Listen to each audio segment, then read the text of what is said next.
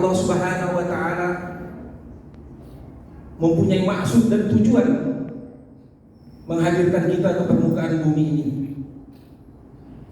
Sama dengan bapak ibu pergi ke pasar belanja, membeli keperluan, membeli beras, sayur mayur, buah-buahan, ini membeli keperluan. Allah Subhanahu wa taala menghadirkan kita ini juga punya tujuan. Wa ma khalaqtul jinna wal insa illa liya'budun. Tidak kujadikan jin dan manusia kecuali beribadah kepadaku, kata Allah Subhanahu wa taala. Ketika ada perintah sholat, kita kerjakan sholat. Ketika ada perintah puasa, maka kita kerjakan puasa. Ketika ada perintah sedekah, maka kita keluarkan sedekah. Mampu kita untuk berangkat haji, maka kita berangkat haji. Begitu juga ketika puasa Ramadan tiba, maka kita melaksanakan puasa Ramadan. Ketika zakat, mampu kita mengeluarkan zakat, maka kita keluarkan zakat. Inilah daripada perintah Allah Subhanahu wa taala. Di dalam kehidupan kita ini cuma dua saja. Sampai dengan hari kiamat cuma dua saja. Baik buruk, panas dingin, hidup mati, surga dan neraka. Ini sebagai pilihan aja. Kita dibekali oleh Allah Subhanahu wa taala. Inilah maksud yang kedua. Apa itu? Wa isqala rabbuna lil malaikati ij'alun fil ardi khalifah. Aku jadikan manusia ke permukaan bumi ini sebagai khalifah. Tingginya derajat manusia ini karena dibekali oleh pikir yang sempurna, tahu membedakan baik dan buruk. Inilah Allah Subhanahu wa taala menghadirkan kita ke dunia ini. Bapak-bapak, ibu-ibu yang dirahmati Allah Subhanahu wa taala, 18.000 makhluknya Allah Subhanahu wa taala, kitalah yang paling tinggi derajatnya. Karena apa? Kita dibekali oleh Allah Subhanahu wa taala akal yang sempurna. Dengan akal yang sempurna tahu membedakan hal-hal yang tidak berguna dan yang berguna. Di samping itu oleh Allah Subhanahu wa taala dibekali agama, ad-din, alat untuk keselamatan dunia dan akhirat. Maka ini agama ini perlu kita ulang-ulang, perlu kita kaji-kaji. Siapapun kita, profesi kita, baikkah kita orang kota, baikkah kita orang berpangkat, baikkah kita orang miskin, baikkah kita pejabat, maka ini perlu kita benahi agama kita yang ada sekarang ini, yang ada di hati kita. Tingkat agama yang paling tinggi dalam hati kita adalah iman. Apa ini iman? Al-imanu bil lisan wa tasdiqun bil qalbi wa amalun bil arkan. Iman diucapkan dengan lisan, dibenarkan dalam hati, dilakukan dengan amal perbuatan. Kita mengaku beriman, harus kita buktikan dengan hati kita yang membenarkan, dilakukan dengan amal perbuatan. Banyak orang mengatakan dia beriman, tapi tidak sholat. Dia beriman, tapi tidak melaksanakan perintah Allah Subhanahu wa taala, tidak menghidupkan sunnah dalam kehidupannya.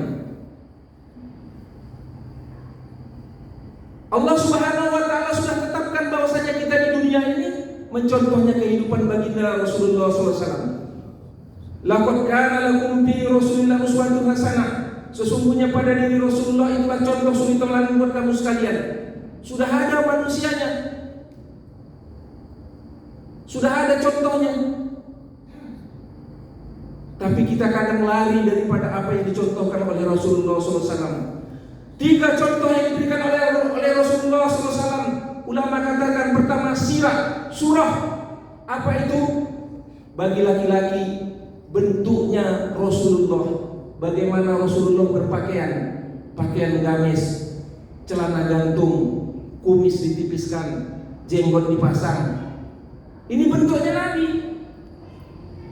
Sunnah. Beda dengan sunat. Sunnah, contoh yang diberikan oleh Rasulullah Sallallahu Alaihi Wasallam. Yang kedua sirah. Apa ini Bapak Ibu sirah? Amalan Nabi, Nabi laki-laki semua sholat ke masjid. Wanita-wanita tutup aurat secara sempurna. Amalan Nabi, kebiasaan Nabi dalam kehidupan sehari-hari. Yang ketiga, ini kadang kita yang terlupa. Sarirah, pikirnya Nabi, risaunya Nabi bagaimana umat yang paling terakhir mampu mengucapkan kalimat La ilaha illallah. Bagaimana manusia yang terakhir nanti sampai menjelang hari kiamat mampu mengucapkan kalimat La ilaha illallah dan masuk surganya Allah Subhanahu wa ta'ala. Inilah yang di bawah kawan-kawan ini, datang dari masjid ke masjid, datang dari desa ke desa, datang dari kampung ke kampung, datang dari kota ke kota, datang dari negara ke negara. Ini ustaz ini sudah sampai ke Turki, sudah sampai ke mana? Menyampaikan kalimat La ilaha illallah Muhammadur Rasulullah dengan sesuai kemampuan dia. Bapak-bapak, ibu-ibu yang dirahmati Allah Subhanahu wa ta'ala. Yang ketiga, Allah Subhanahu wa ta'ala menghadirkan kita ini ke permukaan bumi ini. Kuntum khairu man ukhrijat linnas ta'muruna bil ma'ruf wa tu'minuna billah. Kita ini umat yang terbaik daripada umat-umat terdahulu. Kalau ibadahnya ini tak tertandingi dengan umatnya Nabi Musa, umatnya Nabi Isa. Kita umur kita pendek-pendek, umat di sini yang dilaksanakan. Umur umatku ini kata Nabi berkisar antara 60-70. Kalaupun dia dilebihkan paling 80-90. Presiden Soeharto dokternya 20. Ada setiap penyakit yang diapanya ditangani, meninggal juga umur 87. Habibie meninggal juga. Sudah takaran oleh dikatakan Rasul 60-70. Umur kita ini umatnya pendek-pendek, amalannya pun pendek-pendek, orangnya pendek-pendek. Tapi kita ditinggikan oleh Allah Subhanahu wa ta'ala. Derajatnya orang umat akhir zaman ini apa? Menyampaikan amal ma'ruf nahi munkar. Karena apa? Sampai hari kiamat tidak ada lagi nabi. La nabiyya ba'da. Tak ada lagi nabi sampai hari kiamat. Yang ada nabi-nabi palsu. Rasulullah SAW baru meninggal sudah ada nabi palsu. Sampailah sekarang. Tapi kita orang beriman meyakini bahwasanya Allah Subhanahu wa ta'ala, baginda Rasulullah SAW, penghulu segala nabi, nabi terakhir sampai akhir zaman. Yang ada kerjanya nabi. Apa kerjanya nabi? Wa tawassaw bil haq wa tawassaw bis sabr. Menyampaikan dalam kebenaran, menyampaikan dalam kesabaran. Bapak-bapak, ibu-ibu yang dirahmati Allah Subhanahu wa ta'ala. Imaniah kita ketika lurus, iman kita yang sempurna kepada Allah Subhanahu wa ta'ala, itulah yang diinginkan oleh Allah Subhanahu wa ta'ala.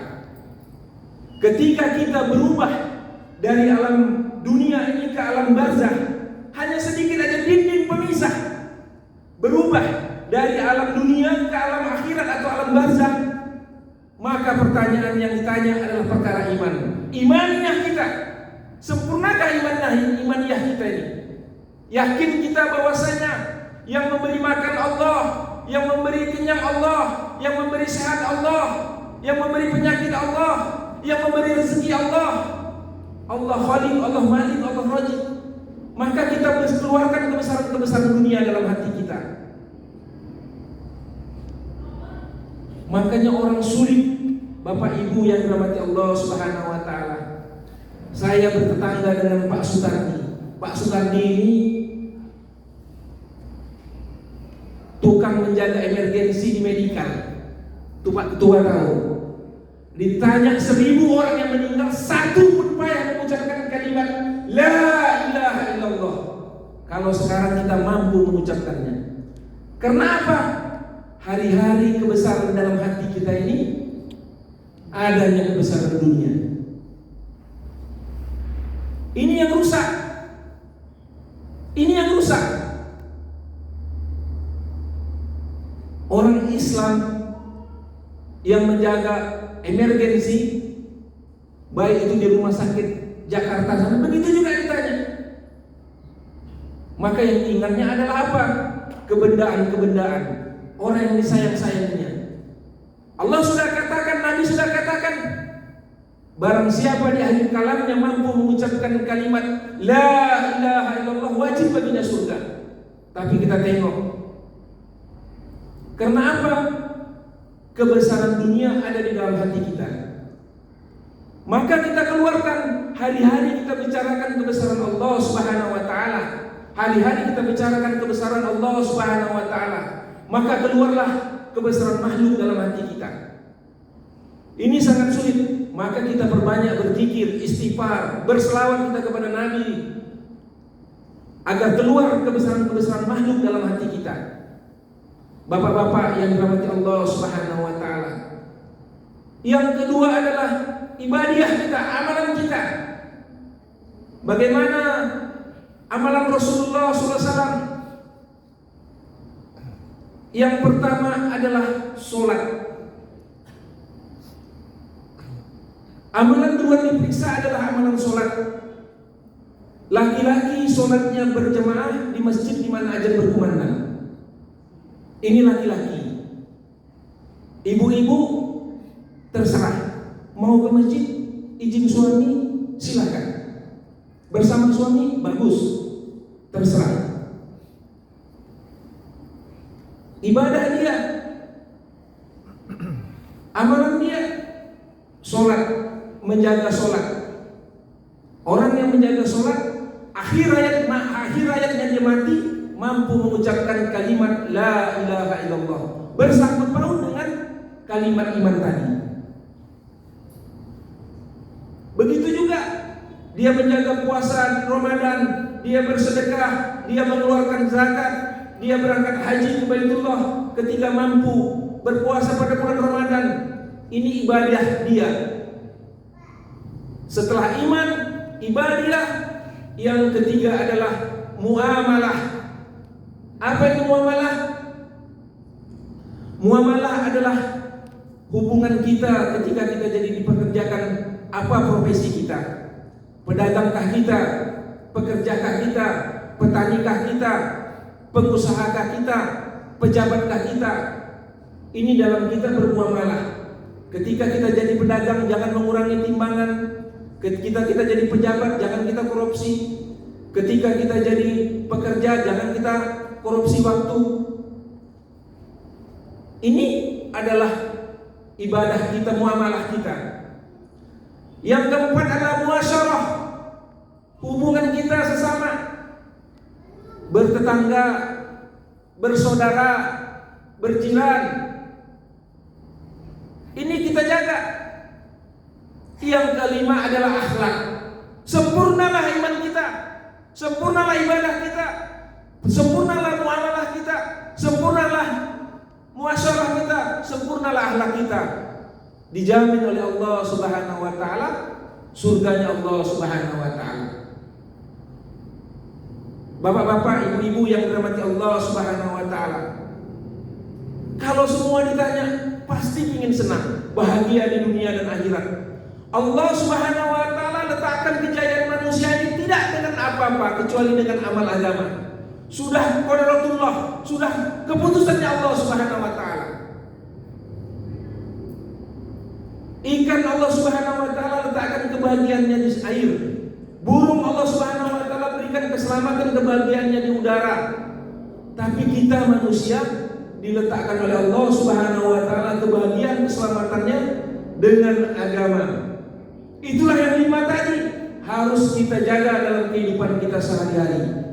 Bapak-bapak, ibu-ibu yang dirahmati Allah Subhanahu wa taala, sesuai dengan yang tujuan Allah Subhanahu wa taala berikan kepada kita, bahwasanya dakwah ini mesti disampaikan. Senang atau tidak senang, dakwah mesti dibuat. Untuk merubah keadaan-keadaan ini, Rasulullah SAW hijrah dari kota Mekah ke Madinah dengan mendakwahkan orang-orang di Madinah. Maka orang-orang Madinah menerima dakwah ini, menerima kalimat la ilaha illallah ini sampai dengan 10 tahun, 13 tahun di kota Mekah, 10 tahun di kota Madinah, maka akan diberikan oleh Allah Subhanahu wa taala negeri yang barokah. Hari ini pun negeri kita, jika kita mau mendakwahkannya agama Allah Subhanahu wa taala, maka Allah Subhanahu wa taala akan rubah keadaan-keadaan ini. Hari ini yang kecil saja minyak goreng payah. Padahal 70% negara kita penghasil minyak CPO. Tapi apa? Disulitkan oleh Allah Subhanahu wa taala keadaan kita. Sedikit aja. Saya pekerja minyak, cari solar aja payah ngantri. Apa? Karena keadaan-keadaan suasana begini, Allah Subhanahu wa taala yang membuat. Dan tidak ada cara lain kecuali dengan apa? Mengamalkan agamanya Allah Subhanahu wa taala. Karena ini sudah janjinya Allah Subhanahu wa taala. Walau anna quraman wa taqawla fatana alaihim barakatin minas samai wal ard. Apabila penduduk suatu negeri, penduduk suatu kampung, penduduknya beriman dan beramal soleh, maka akan kami berikan keberkahan daripada langit dan daripada bumi. Hari ini keberkatan Allah cabut di negeri kita. Karena apa? Kita sibuk dengan keperluan masing-masing. Kita anggap HP genset ini bisa membantu kita, tapi malah menjauhkan kita. Hari ini anak-anak kita biasa sore-sore menghafal Al-Quran, mengaji Al-Quran, lebih ramai dia menggunakan HP genset dia. Karena apa? Beginilah tantangan kita di akhir zaman ini. Jadi kami dari kampung ke kampung, dari desa ke desa, dari kota ke kota meluangkan waktu menyampaikan perkara yang ini. Bapak Ibu yang dirahmati Allah Subhanahu wa taala, ini bukan jemaah-jemaah yang lain. Sama dengan beberapa tahun yang lalu, saya masih ingat dulu Ustadz almarhum Tengku Zulkarnain. Begitu juga yang disampaikan. Apa yang disampaikannya? Itulah yang saya sampaikan.